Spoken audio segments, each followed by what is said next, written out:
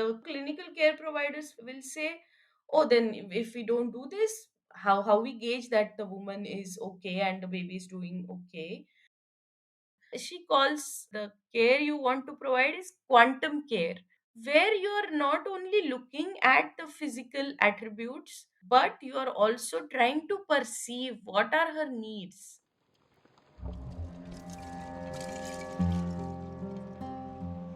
This is the Birth Agni podcast, the fire that brings us alive, that burns myths and opens a channel of authentic natural birth stories. This show debunks the many myths of the medicalized births, showcases the plethora of choices a pregnant couple can make to embark on their empowered birth journey. I'm Divya Kapoor, a certified birth and lactation counselor and an aspiring traditional birth attendant. Let's get the flames blazing high. Nurturing your birth space is all about nurturing the mother in pregnancy, empowering her in her abilities to birth and welcome a new life into this world. With Tapasya Kulkarni, a traditional birth attendant and doula, this series is called the Birth Better series. So, we have spoken in the last few episodes about what we can protect, mothers from, or what they can protect themselves from to be able to have a better birth. But today, let's talk about how mothers can nurture themselves in terms of their emotional and physical health to be able to have a better birth. What else they can do? Yeah, let's begin there. First of all, birth workers, doulas, midwives, we don't protect anybody. That's not our job. I corrected myself right after I said uh, that. but yes, I mean, we talked a lot about how media culture is creating fear around birth, and then we talked about how can we create a birth space. And but now let's move on to how can we work through this? How can we create a nice, environment where a woman feels nurtured?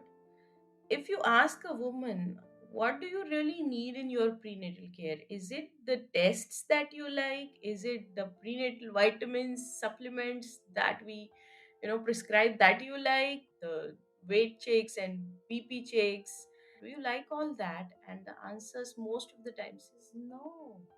I do it, I get it done because I have to, because that's what I've been told, because that's what will keep me safe. But what I really like is that someone just talking to me and listening to me, what I'm feeling, what I'm doing these days, what are my dreams. And some women will say, I enjoy talking to my grandmother because she talks a lot about what are the feelings, what do you feel like eating, and she will prepare me that. When we compare this aspect of nurturing the mother who is preparing herself to nurture a whole life, that is what a prenatal care should look like. These aspects it has to integrate. The clinical care providers will say, oh, then if we don't do this, how we gauge that the woman is okay and the baby is doing okay? The answer is, you don't have to exclude one from each other. You can integrate both. And also you can have the other aspect of nurturing, which is telling me that I am safe with this provider. I can open my vulnerabilities in front of him or her. Creating a birth space is not a one night's work. You put a nice, candled room, aromatherapy, this that, nice birth pool. That's not the birth space we are talking about. We are talking about the birth space inside, and which is created all through 9 months of the pregnancy. How do we begin there for a mother who is just expecting, who's just figured out that I am now expecting? Where does she begin? She begins, of course, with self care. Obviously, in the first trimester, I won't focus so much on her nutrition because she's going to have certain difficulties eating a lot of food because the body is adapting to new pregnancy, and body has its protective mechanisms which convert into, she might be having a lot of nausea, she might be having aversion towards food. And frankly, baby for the first 3 months doesn't need that much food to be eaten by the mother. The tiny ovum, when it is fertilized and for first, at least 48 hours, it's not taking anything from outside. Okay, so whatever the sperm has as a reserve and whatever the ovum had as a reserve, the fertilized egg is multiplying on that reserve. So mother as such doesn't need to increase the amount of food that she's taking, but the amount of spiritual food she should be taking, yes, the need goes much higher, because obviously once you get the news, you will be happy, but at the same time anxiety, a little bit of fear is going to hit you, that oh my god, what is happening? This Right. is too much for my body. Am I going to able to go through all these Am nine I months Am I sick? sick? Yeah. Gonna be sick all through. Yeah. So in the first very beginning of the pregnancy and in the end of pregnancy, this mental, emotional, spiritual nurturing is very, very important, where she can say that I am happy but I am afraid, and somebody has to validate it. Not that why are you afraid now, you should be only happy, happy, happy because you're pregnant. But no, certain And emotions. because we are happy. Exactly. Yeah, people sometimes around us are way more happy than we are. Yes. So validating what she's feeling is very, very important, and then slowly, kindly guiding her towards how she can take better care of herself. But unfortunately, many doctors don't even congratulate women on pregnancy. I have never seen anybody congratulate. That's the first thing I do. Yeah, I meet a mother. exactly. Yeah. And I know women should be made special. That baby for that woman is unique. She might have 10 other babies, but the 11th baby is unique.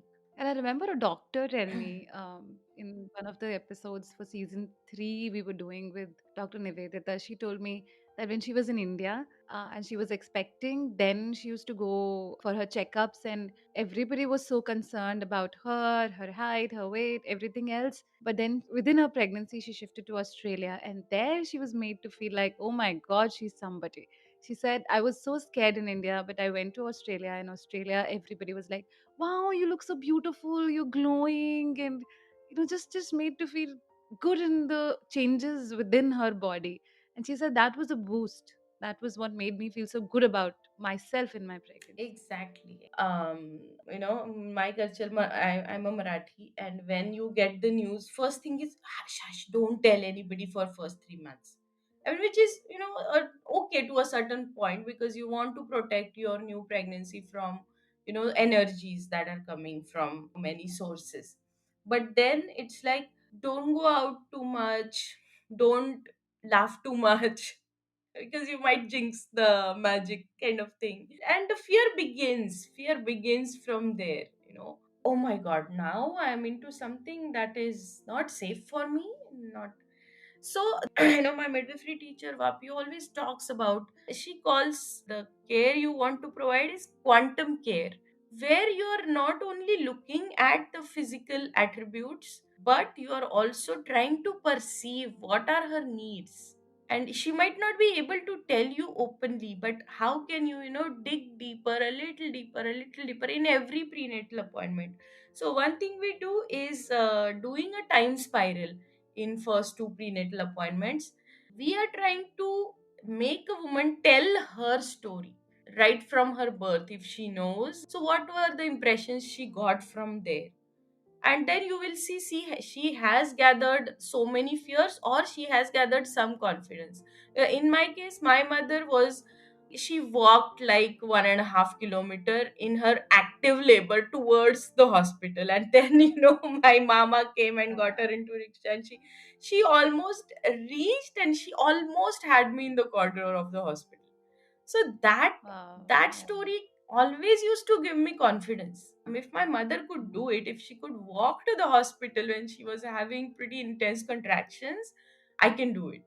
So right from Correct. there, and then her school years, how she transitioned through her menarche, her puberty, because many of us have very negative experiences of puberty began, and culturally also, and emotionally also, we were going through a lot.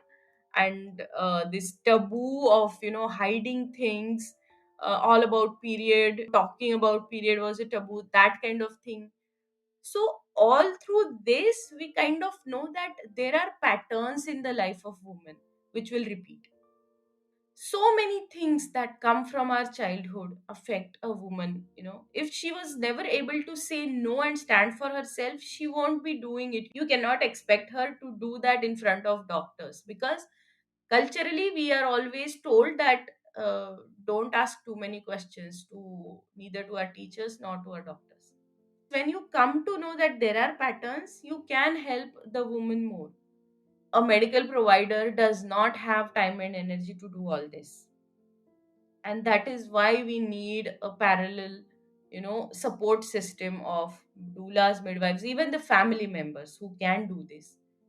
And the person can be the birth partner, can attend prenatal classes, Exactly. appointments, be with the system, the parallel system that you're choosing, so that they are on the same page, they know what you're going through, and they're able to better support when the your midwife, your doula is not available, then they can better support. Exactly. Exactly. And then, as the first trimester passes, the woman is now more settled in her pregnancy. She's, going towards this anomaly scan where at 20 weeks you're supposed to see all the parts of the baby, and, if the baby is developing or not.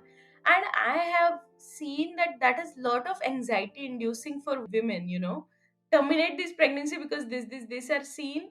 And some people go with that, some people are like, no, we will wait and watch and see, and they go on to have healthy babies. So the margin of error of genetic testing, of anomaly scans, etc., is pretty big, and sometimes anomalies are not even caught on the scans. Yeah, and we are not told when we are sent for these exams that this exam is not 100% right. That is not very clearly communicated to you, that there's a margin of error. Exactly. In all these ultrasounds, there is a huge margin of error. So explaining this to the woman is again part of nurturing her, making her empowered. And after that, she's more, if everything looks okay to the expert, she then starts thinking towards the birth, etc. And now the family is more like, yeah, eat this, eat that. That kind of nurturing is going on, in at least in Indian families, which is valuable in our setting. And when she has a birth educator or doula, one part is, yes, taking, knowing about what is happening in the hospital, what are the interventions, how can my increase my chances of normal delivery, quote unquote. But the other part is, how can I take better care of myself? So these two parts we focus on. So, Yeah, from this I come to, I think there is also a subtle notion out there, although we are giving the mother a lot of good space to be herself, she's cherished, she's made to feel good, given good food, and she's cared for. At the same time, we are still very concerned about the baby, and the mother also starts looking at the baby and herself very differently. So the concern, okay, the baby should be fine, the baby should be growing, the baby is this and that, comes from how I can take care of myself, of course, but emotionally as well as physically should really be the case. And also trusting the fact that if you are healthy, if you're feeling good, then the baby most probably is. Elaborating on that, Tapasya. exactly, connecting the mind body connect and the connect of the baby with the mother. It comes physically, it comes from when woman gives time to herself to at least walk 20 minutes or sit quietly and breathe, do something for herself, because as a woman we are doing lots of things for all the time, for others. All the pregnant women, we don't have the luxury of not having to do anything during our pregnancy. No, that is not the case. Most of the women are working, they're cooking, they're taking care of the family, the elders in the family, etc. Everything is happening simultaneously, so we cannot dissociate one part from other. And in all this, women are talking to their babies all the time. But again, culturally we have created this need to see that baby, to hear that baby's heartbeat, and then Say whether they're functioning well or exactly. not, as against how the mother is functioning. So do whatever you like. It might be yoga, walking, swimming, or you want to go for a prenatal massage session. Instead of gifting her clothes and this and that, we can gift her, these passes of, okay, go get yourself a massage. I love this thing of baby shower that my husband's friends did for me when I was in USA and I was pregnant. They asked us, give us the list what all you need, and we will give those things to you. And it was so Instead of sweet. hoarding all the stuff that everybody gives, Exactly. which may not be required. Exactly. And it was very sweet because somebody gave me breastfeeding care kit, with lots of balms and lots of things. It was such a caring gesture. And they were asking me, what do you feel like eating? So in the party, we will not keep foods you have aversions to. So, that kind of caring gestures. Going through the traditional prenatal care at the hospital and coming back home, a woman feels, I don't know which world is real. I don't know whom to trust. And that's where the system you build for yourself comes in. That support system. So when you come back from a prenatal and you have those questions, you have somebody who is able to explain to you that even something that looks like it's not right, it may just be very physiological. And you can do a little changes in your everyday life to be able to get over those tests or the results or the anything that is stuck on your mind Yeah. rather. And this is how then we enter the final trimester. We are looking at the birth. Oh, now the birth is coming. But this is the most vulnerable time where medical system tries to put in so many fears.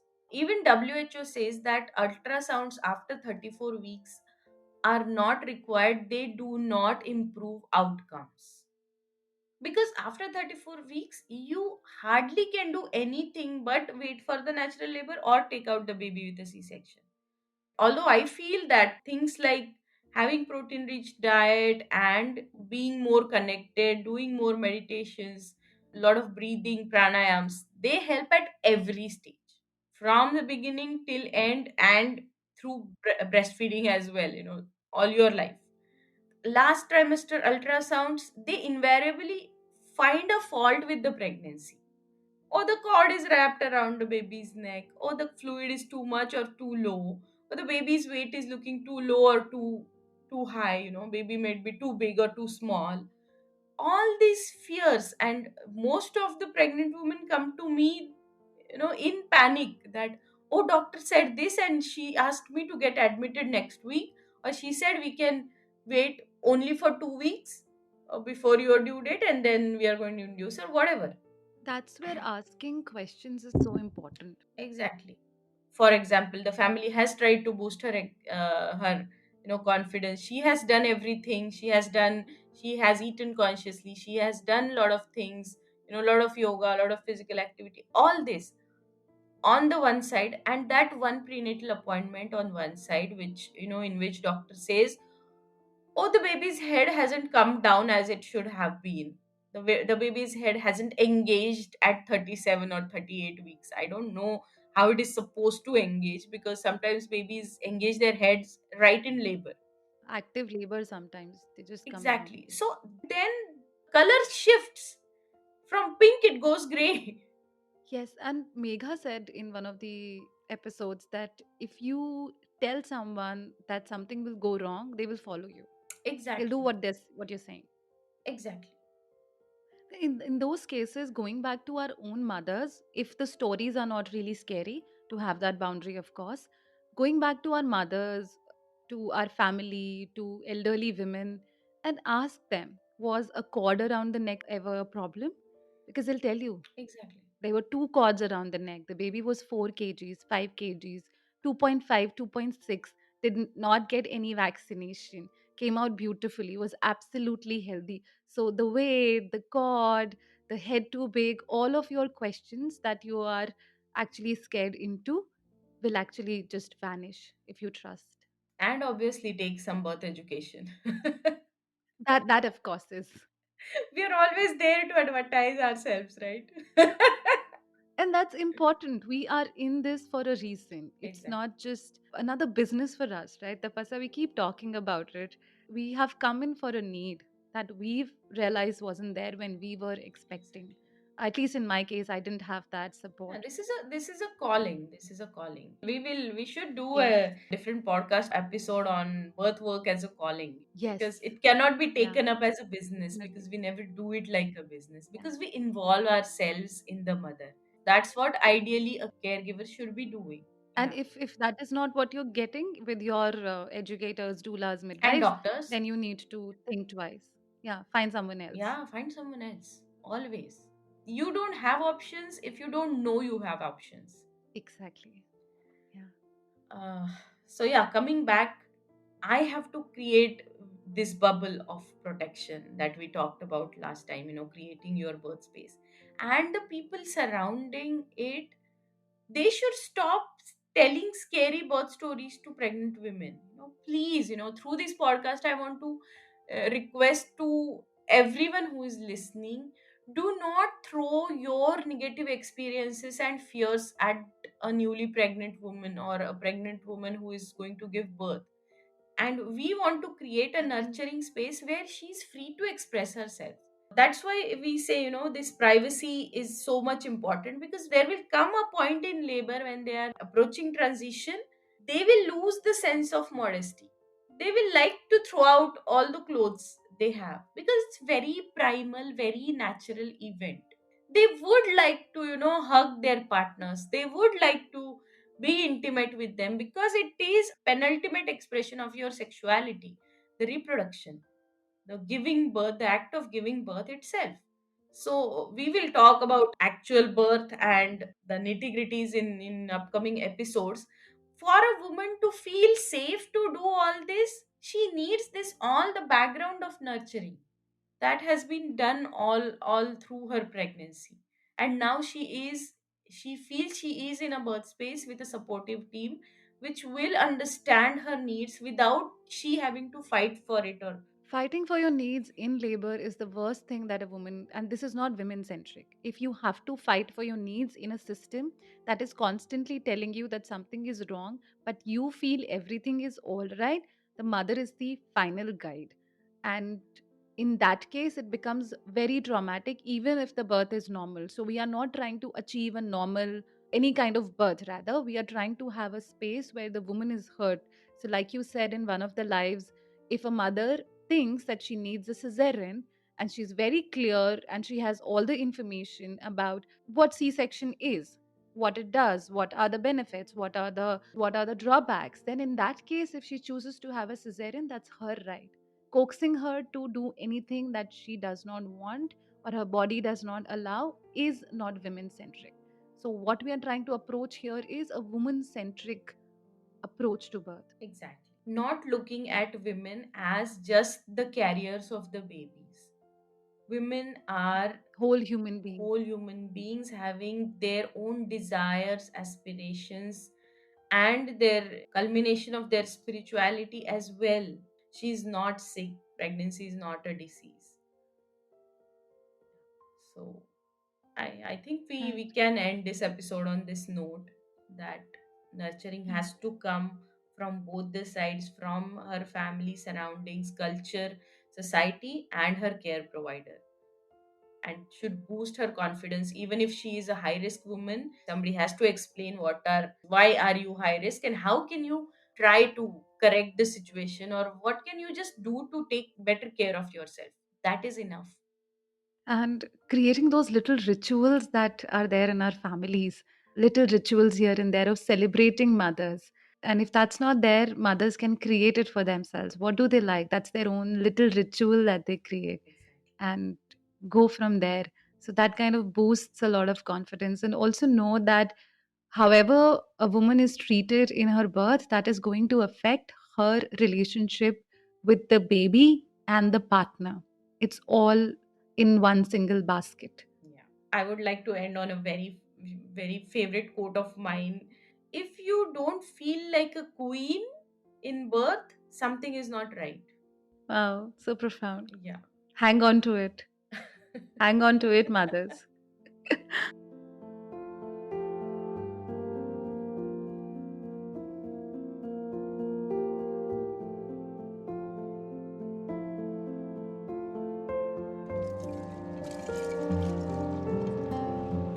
There is a field beyond fear, where the body is empowered to take on labor and birth. To land there, it is crucial to take birth education. To enroll into our unique labor and birth preparation course, reach out to us at www.birthagni.com or scroll through all available prenatal and postnatal preparation classes. Thank you for listening, all in the spirit of birth, womanhood, and freedom. Remember, you got the power. This podcast is about physiological birth and does not offer or claim to provide medical knowledge or diagnosis.